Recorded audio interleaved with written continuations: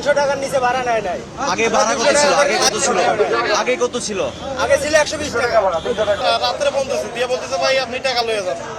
পরে গাবতলি আসছি টিকিট পাই না, যে কারণে 1200-1300।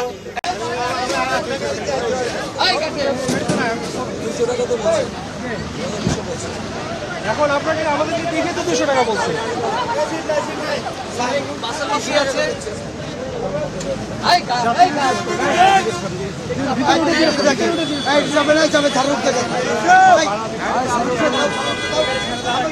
ভাই ভাড়া বেশি দিবেন না।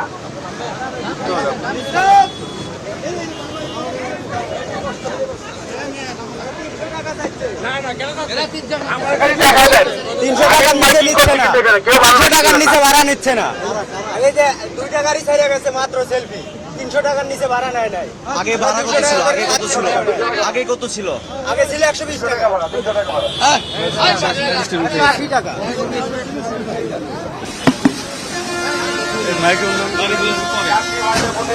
ভাড়া কত করে নিচ্ছে?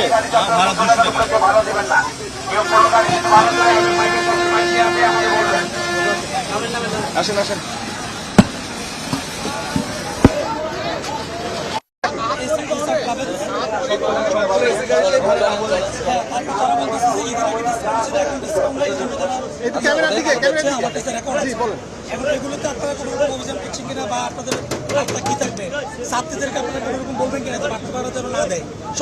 আমাদের অভিযান কিন্তু এই রুটে 3টা ম্যাজিস্ট্রেটের নেতৃত্বের টিম এখানে পরিচালিত হচ্ছে।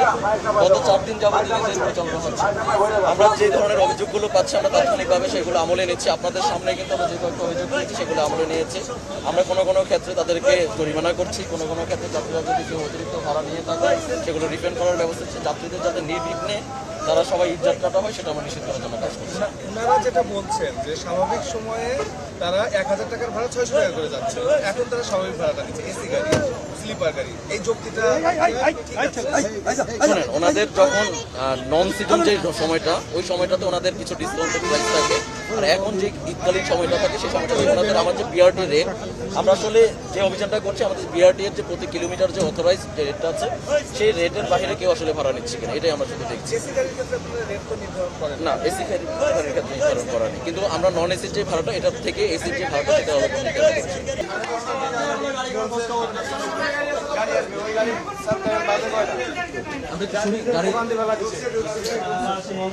মানে ঈদের যাত্রা তো অনেক রাস্তায় জ্যাম আছে, দেরি হতেই পারে।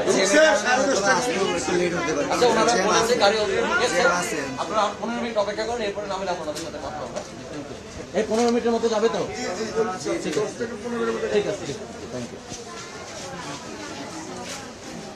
পাবনা কোথায় যাচ্ছেন সবাই? কতক্ষণ হলো বসে আছি? আমাদের তো 10:30টায়। 9টা থেকে বসে আছি আমরা। 9টা থেকে বসে আছি। আমাদের 10:30টায় গাড়ি ছিল। 10:30টা। 10:30টায় গাড়ি ছিল, এখন বাজতেছে আপনার 11:30। এখন পর্যন্ত গাড়ি কোনো খবর নেই। ওদেরকে বলা হচ্ছে, ওনারা বারে বলতেছে শ্রীপুর আসতেছে, সময় লাগবে 2 ঘন্টা, 20 মিনিটও লাগে, 2 ঘন্টাও লাগবে, 1 ঘন্টাও লাগবে, নির্ধারিত কোনো টাইম দিচ্ছে না। আমি এসেছি 10:20-এ, আমার গাড়ি ছিল 10:30টায়। এখন পর্যন্ত স্টিল আমরা বসে আছি সবাই। ওনারা বলছে যে আসতে একটু সময় লাগবে, যেহেতু ঈদের যাত্রা, এখন বুঝতেও পারতেছি কিছু কারণে আমরা যাত্রীদেরই ভোগান্তি নেই।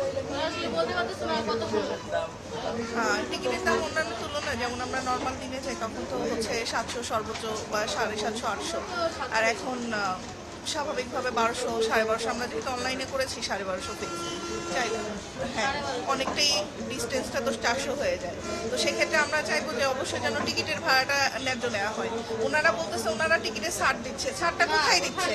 তাহলে অনলাইনে কেন ছাড় দিচ্ছে না? ওনারা তো ছাড় দিচ্ছে না, ছাড়টা কোথায় দিচ্ছে? 400 টাকা বেশি, এটা কিভাবে হচ্ছে? অনলাইনে তো আমরা টিকিট কাটলে আমাদেরকে কোনোভাবে ডিসকাউন্টও দেওয়া থাকছে না। একটা তো ভাউচার থাকে বা একটা ডিসকাউন্ট কুপন থাকে, আমরা তো কোনো কিছুই পাচ্ছি না। তাহলে অনলাইনে হোক বা অফলাইনে হোক আমাদেরকে ছাড় কোথায় দেয়? 800-900 এরকম নিতে পারে, কিন্তু 1250 টাকা, 1250, 1400, 1600 এরকম।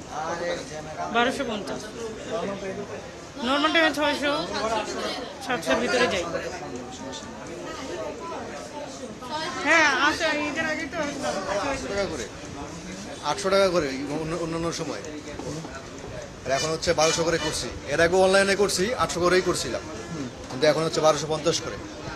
নন এসি না, হ্যাঁ নন এসি। স্বাভাবিক সময় যদি কাউন্টার থেকে স্বাভাবিক সে 800 টাকা করে নেয় আর কি, নর্মালি আর কি। এখন তাহলে কত করে বাড়তি দিচ্ছেন আপনার? ওই যে বাকিটা 450 করে। বাড়তি ভাড়া দিয়ে বসে আছে, কয় ঘন্টা হলো বসে আছে? বাড়তি ভাড়া তো অনলাইনে করছি, তো এই কাউন্টারে আসলে ওই সেম ভাড়াই নিত, 1250 করেই নিত। কাউন্টার থেকে করলে যা, এই অনলাইনে করলেও তো তাই। 400 টাকা করে বাড়ে। হ্যাঁ। বসে আছেন কতক্ষণ হলো? 10টা 10:30টায় গাড়ি ছিল, এখনো গাড়ি আসেনি, বলতেছে 10 মিনিট আসবে। এখন দেখি কতক্ষণ সময় লাগে। কাটার পর মানে আমি বললাম 620 টাকা করে আমি যাই, পরে 920 টাকা রাখলো। পরে আজকে সকালে গেলাম যে চলে যাবো, পরে বলতেছে ভাই গাড়ি আসে নাই, আপনার রাত্রে বলতেছে দিয়ে বলতেছে ভাই আপনি টাকা লয়ে যান।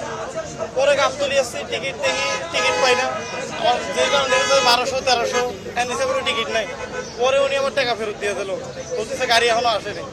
আমি বললাম এখন আসলে বিকালে তো আইব, না আপনি টাকা ফেরত নিয়ে যান।